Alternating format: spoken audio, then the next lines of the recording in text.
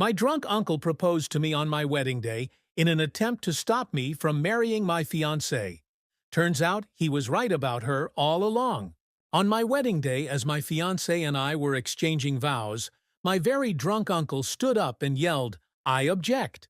He started stumbling towards me, and considering he had always hated my fiancée, I prepared myself for a speech about why I shouldn't marry her. Unfortunately, I was wrong. He actually got down on one knee and started declaring his undying love for me. I immediately realized this was an attempt to stop the wedding, so I tried to help him up, but to no avail.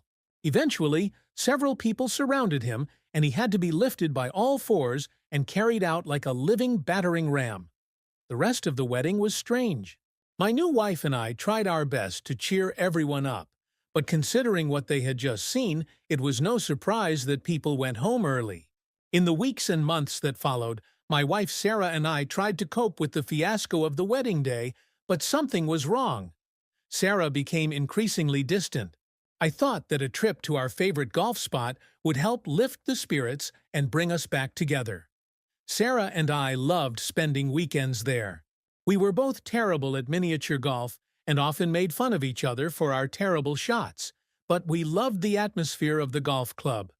I asked her if she wanted to go one Saturday morning while we were having breakfast. She looked up from her phone, looking disinterested, and said she couldn't go today. When I asked why, she said she'd promised one of her friends she'd help her with errands, as she'd been really stressed out the last few weeks.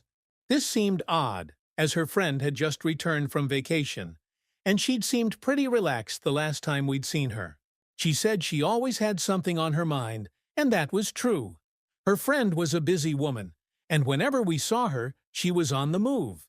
I asked if the next day would be okay, and she bit her lip and said she had a lot of work to catch up on.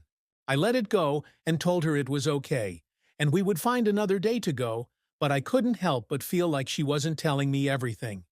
As Sarah got up to put the dishes away, I couldn't shake the feeling that something was wrong. We used to value our time together, especially our weekend getaways. Now it seemed like she always had an excuse to be somewhere else. The excuses started to pile up. Was she hiding something from me? At first, I thought it was just the stress of adjusting to family life, but more signs emerged. A few nights later, Sarah and I were sitting in the living room, half watching a movie. I was watching the movie, and she was scrolling through her phone. Suddenly, she burst out laughing at something on her screen. I asked her what was funny, and she quickly said nothing. I looked at her as she continued to smile at her phone. She looked at me and said it was just a stupid meme. I asked to see it, and she said I didn't understand. Then she said she was tired and would be going to bed soon. I told her good night, and she went upstairs. Later that night, after Sarah had fallen asleep, I couldn't shake her actions. Something was wrong. I got up and went to her phone, which she had left charging on the nightstand. I knew this was crossing a line, but I just had to know what was going on. I unlocked her phone and went to her messages. My heart sank when I saw several conversations with unsaved numbers. One in particular caught my eye. It was a text chain from someone whose number I didn't recognize. Their conversations mostly consisted of memes and funny videos they shared with each other until I scrolled a little further. The guy asked Sarah how her day was. She said it was long and boring, and she wanted to spend it with someone fun. Then he responded, "Maybe next time I see you we can skip the boring parts and get straight to the fun." There was no direct talk of cheating, but the subtle flirting and how friendly they were was enough to indicate that something was going on between them. The laughter from earlier and the casual intimacy in their words pointed to a connection she was hiding from me. I felt angry, hurt, and confused. Who was this person, and why was Sarah hiding this relationship from me? The doubts and suspicions I'd tried to deny had come true. I put her phone back and lay down next to her, staring at the ceiling. My mind was racing with questions and the realization that my marriage was falling apart before it had even begun. I knew I had to get to the bottom of it, so I decided not to talk about it at this point until I had hard evidence against her. In the weeks that followed, I began to gather evidence. I took screenshots of her text messages, spoke to some of our mutual friends, and pieced together a timeline of their affair. It was a painful process, but I needed to know the full story before confronting Sarah. I found myself questioning everything. The nights were the hardest. I lay awake, replaying every moment, every conversation, wondering how I could have missed these signs. One night, I decided to dig deeper. I looked through old texts, social media posts, even emails. I discovered a pattern. Sarah had been very secretive for the past year, with late-night texts, sudden business trips, and constant texting to an anonymous number. Each piece of evidence felt like another stab in the back. I reached out to mutual friends to ask for information without revealing too much. One friend, Karen, mentioned seeing Sarah with a stranger at a coffee shop a few times. She hadn't thought much of it at the time, assuming it was a coworker, but now it all made sense. I decided to make one last attempt to reconnect with Sarah. Maybe a nice dinner would give us a chance to talk and close the growing distance between us. I had to try one last time. I saw that she was getting ready to go out, so I called her downstairs.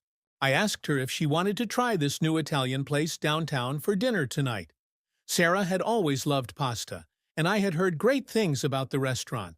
She barely looked up from her phone and said that she would love to, but she had something to do. It was 9 p.m. and she was wearing a nice black dress with heels. I asked her what she could possibly be doing dressed like that at this hour. She said that it was just a friend's get-together that she forgot to tell me about. I told her I knew she was cheating on me. She froze, her eyes widened, and asked what I was talking about. I showed her all the evidence from the last few weeks, screenshots and credit card transactions that showed she wasn't where she said she was going. She got defensive, saying I didn't trust her and that I knew she wouldn't do anything like that, before claiming that someone was setting her up and that the messages weren't from her. After I told her I knew it was her because I found the messages while she was sleeping, she said it wasn't what I thought. She said it was just harmless fun, and she didn't do anything with the people she was communicating with. She lied to me, avoided me, and made excuses to spend time with these people. In my opinion, it was cheating. Then she tried to make excuses, like she was lonely, and I was always busy with work. I tried to make plans with her countless times, but I was not listened to. I told her that she made her choice and she should stick to it. I told her that even our friends were saying that she was cheating on me. She asked which friends, and I said I would not tell. Then she asked if my uncle was the one who told me all this and told me to check her phone. I asked why my uncle would say anything about this. I was genuinely confused at this point. I asked what he had to do with it, and she hesitated. Now I knew something was wrong, and I knew I needed to talk to my uncle to get to the bottom of it. She burst into tears, begging me to stay with her. I told her I needed space and left the house.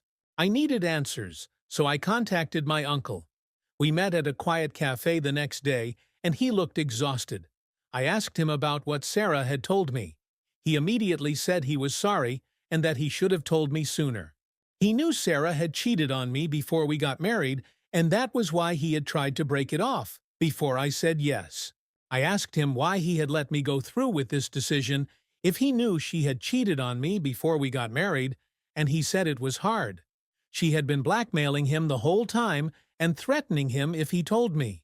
I asked her what she could possibly have against my uncle that would make him not tell me the truth. He hesitated and admitted that his girlfriend, Beth, was transgender. She said she would tell the family that Beth was transgender if he revealed her infidelity. I was shocked. Not only was my wife cheating on me, but my own uncle was hiding it because he was being blackmailed. I felt a mixture of anger, betrayal, and confusion. Our family was pretty conservative, and I knew they would practically disown my uncle if they knew the truth about Beth, but I still felt betrayed by both of them. I saw how sincere he was, and realized that he was as much a victim of Sarah's manipulation as I was.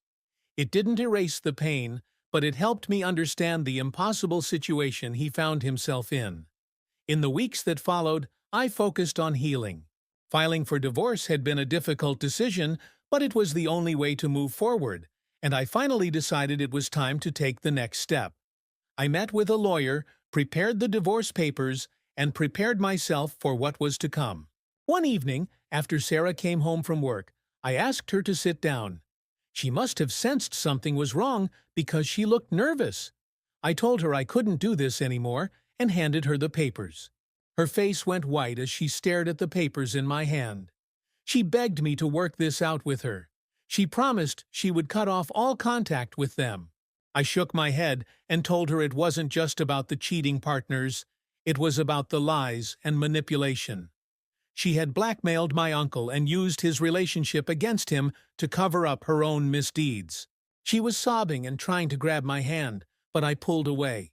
She said she was afraid I would leave her. She begged me not to leave her and said she didn't know what she would do without me. She said she loved me. I felt a whole host of emotions all at once. I wanted to be with her because I loved her, but I knew our marriage was too far gone, and my trust in her could never be restored. I left her sitting there, broken and crying, with the divorce papers in front of her. As I walked out of the house, I felt a weight lifted off me. Even though I was sad to leave her, my uncle and I continued to rebuild our relationship. It was a slow process, but I could see that he was truly sorry, and I could see how much this situation had affected him and Beth. As the months passed, I began to see the situation from a new perspective. I began therapy, which helped me process my emotions and understand my feelings. Therapy also helped me rebuild my self-esteem. I had felt worthless and unloved, but my therapist helped me see my worth and the positive qualities I brought to the relationship. Slowly, I began to believe in myself again. One of the biggest changes during this period was the resurgence of my hobbies. I had always loved to draw, but I had given up on it during the marriage. Now, with more time on my hands, I picked up the paintbrush again. It was therapeutic. I also took up running, something I'd never really been interested in before. After a few years, I felt ready to dive back into the dating world. It was daunting at first, but my friends encouraged me to take it slow and have fun. I went on a few dates, nothing serious, but it was nice to feel wanted and appreciated again. One date stood out. Her name was Courtney, and she was everything Sarah wasn't. She was kind, genuine, and understanding. We hit it off right away, and our first date turned into a long conversation over coffee and then dinner. We shared our past experiences, and she listened without judgment. As we continued dating, Emily showed me what a healthy, supportive relationship should be. She supported my passions, my decisions, and most importantly, she was honest.